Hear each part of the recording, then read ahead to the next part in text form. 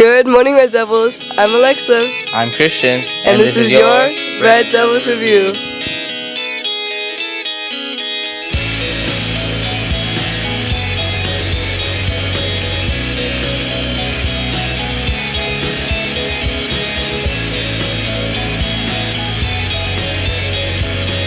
Good morning, Red Devils. My name is Joshua Martinez, your ASB president. Please stand and join me for the pledge. Place your right hand over your heart. Ready, begin.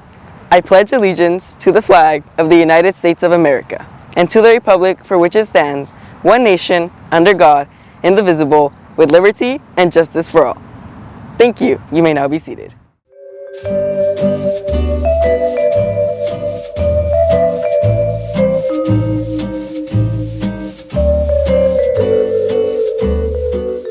Hey y'all, it's me Alexa with my homeboy Christian. Yep.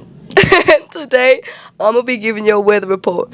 We got a high of 68 and a low of 55 with a high % chance of rain. So don't forget your boots. It's going to be chilly. Your sweater, your pants, and your umbrella. Yep. And tomorrow there will be a high 70 and a low 61. Yep, you heard it here, guys. Y'all heard it here, folks.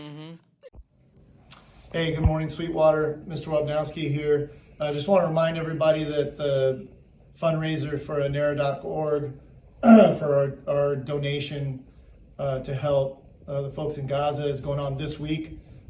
Some teachers have their boxes in their room. They'll probably clearly post it or they've been talking about it. But if you're not finding that, come and see me in room 151. You can make a donation. This money will get sent off to anera.org, which is getting hygiene kits and also working to try and get meals to people in Gaza, where you have half of the population displaced to the south. 11,000 people are dead, 3,000 considered missing, a child dying every 10 minutes as of a couple of days ago. So the support that's being given is greatly needed. Anything helps. So we appreciate it, Red Devils. Hello, Red Devils. I'm Charles, and today, boys cross country team will have a mandatory meeting at lunch at the new gym. Don't miss it. Talk about what you all are at least trying to do right now. I mean, it's a war zone right now. You know, in the past, you've been able to bring in medical supplies and hygiene kits, and I've seen the beautiful pictures of what you provide the people there.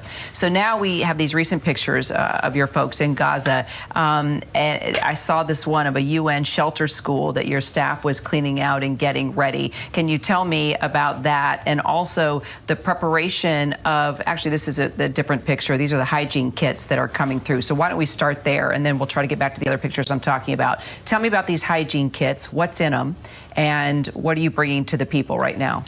Yeah, these hygiene kits are normal household hygiene, toilet paper, soap, shampoo. We're also distributing menstrual hygiene management kits. People who've been moved from their houses, and 1.4 million of the 2.3 million Palestinians in Gaza have been forced from their homes. About half of them are living in UN shelter schools that aren't normally equipped to house people, and those are jammed from between 3,000 to 17,000 people in each one of those 150 schools. So we're providing hygiene kits, we're providing food. The issue is that this was all procured locally, and unless and until more aid comes in, and it has begun to come in, we run out at some point. So we've delivered 1.9 million meals, hot meals, packaged meals, some produce. And we're looking at that right now. Now I can see the fish that's being cooked. And where were you doing this, and how was this? We're working with farmers that have fish farms in Khan Yunis and in Rafah in the south, previously in the middle area as well. Those large meals of fish and rice can serve 3 family members. Today I believe we delivered 3,000 of those, so 9,000 meals, and we've delivered 1.9 million over the past couple of weeks, but the supplies are slowing, and so unless and until more food aid comes in, we can't begin to even scale up what we're doing. And people tell us, our staff say, we're only whetting people's appetite. There is the brink of starvation. People are going hungry. Our staff there get calls all day long saying, please bring us some food. We don't have any. We delivered food to the church, the 3rd oldest church in the world that was bombed We brought meals there. We're trying to bring meals wherever we can, but that food coming in and medicines and medical supplies coming in. We deliver normally last year $40 million worth of medicines and medical supplies in Gaza alone. I believe that number is going to go way up because the need, of course, is going up, but we need to be able to bring it in. How do you get it in, considering the circumstances right now? And do you see this conflict different from other conflicts? I do. This is much worse. It's much worse. It started out,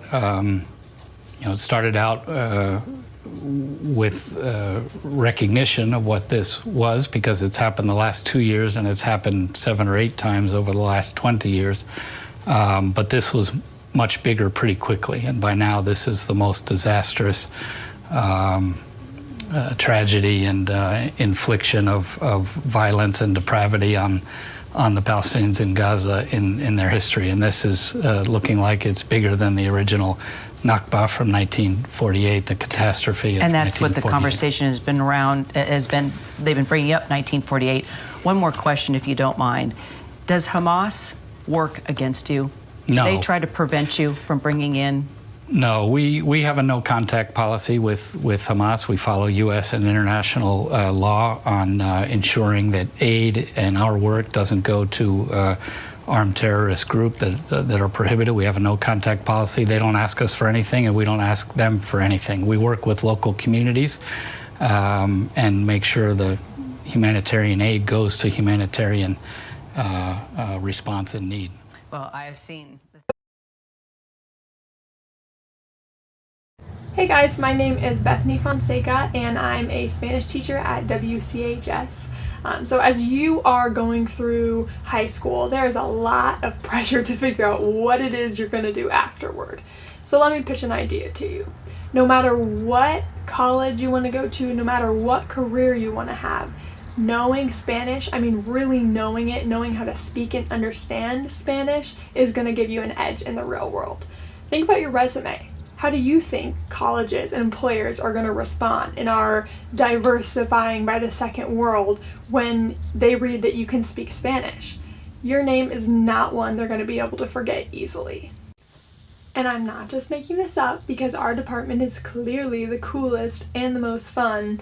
I'm also telling you from personal experience because in the last 3 years, I've been offered not 1, not 2, but 3 different positions that I didn't even apply for because someone heard that I could speak Spanish.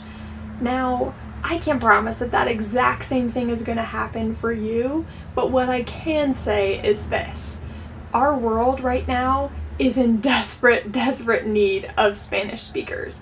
And if that's the world you want to be a part of, then you need Spanish. That's all we have for you today, Red Devils. I've been Alexa. I've been Christian. And this has been your Red Devils Review. Make it a great day. Or not. The choice is always yours.